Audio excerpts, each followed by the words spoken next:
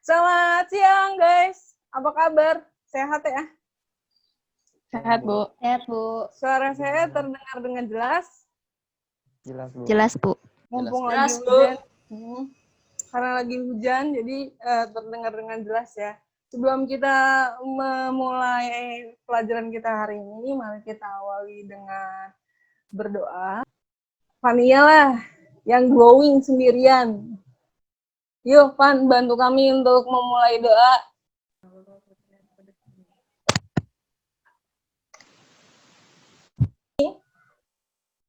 Masih ada yang ingat kemarin kita bahas apa aja? Minggu lalu kita bahas tentang Sistem gerak. sistem gerak. Ada yang ingat karena bagaimana tulang kita bisa terbentuk? Butuh apa aja? Butuh Kalsium. yang warnanya kalsium, benar. Dari mana kita dapetin kalsium? Dari susu. Dari susu, dari makanan, dan lain Vitamin D sebagainya. dari matahari. Nah, hari ini kita akan membahas sesuatu yang berhubungan dengan bagaimana kalsium itu bisa kita dapetin. Kita mau bahas tentang ini, sistem pencernaan. Jadi ngapain sih di sistem pencernaan? Nah, dengan belajar sistem pencernaan, saya harap melalui diskusi kalian dapat menganalisis komponen zat makanan, kemudian mengaitkannya dengan BMI dan BMR secara tepat. Jadi makanan yang kalian asup, bagaimana hubungannya dengan BMI dan BMR. Tadi pagi pada makan apa aja? Bubur ayam. Bubur ayam. Nah, semua makanan yang kalian makan, itu kenapa sih kita harus makan dulu? Kenapa kita membutuhkan makanan?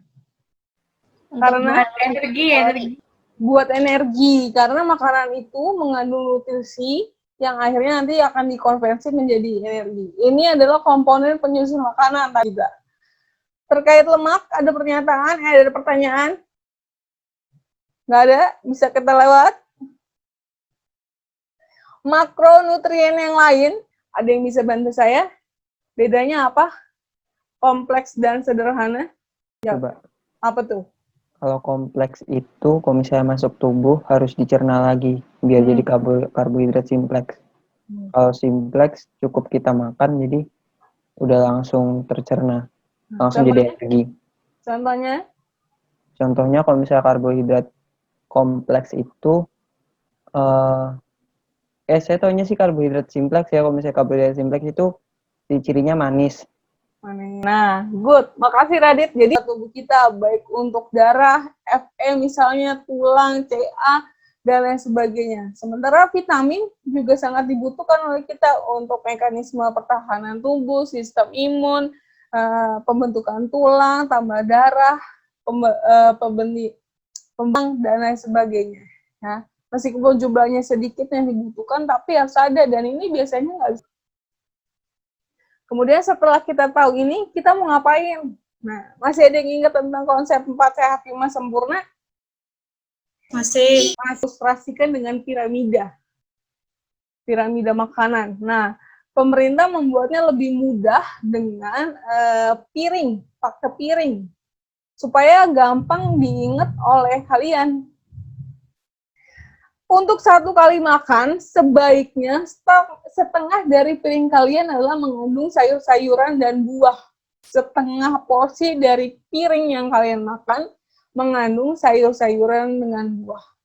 Sementara seperempat lainnya mengandung karbohidrat dan seperempat lainnya mengandung protein. Nah, kalau di 4 sehat 5 sempurna ini nggak dibahas nih. Buahnya berapa, karbonya berapa, dan ininya berapa. Kemudian apalagi sih yang di 4 menu seimbang yang digalakkan pemerintah? Jadi programnya namanya, saya pengen kasih tahu kalian tentang BMI atau Body Mass Index. Ini adalah angka atau teori yang membuat kita tahu bahwa makanan yang kita makan sesuai dengan yang kita keluarkan.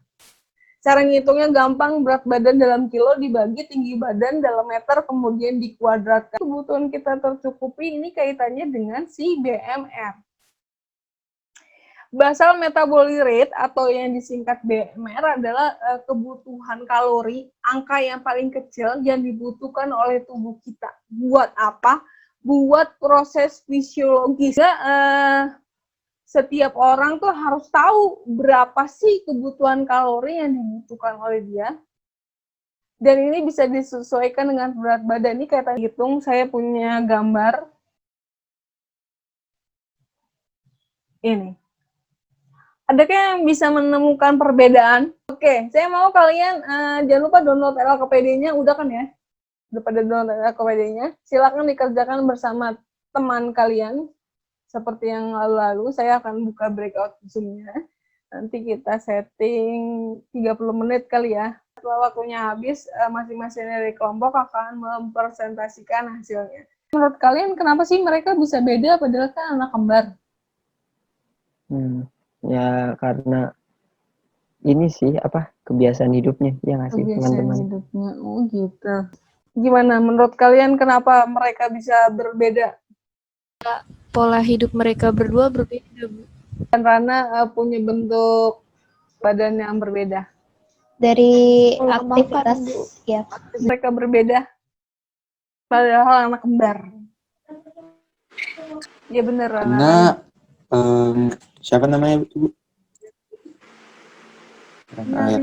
Karena yang makanannya si Rana itu, ya makanan Rana itu ya karbonya itu kebanyakan. Kakak yang ingin maju terlebih dahulu, kelompok yang ingin memaparkan lebih dahulu hasil analisisnya.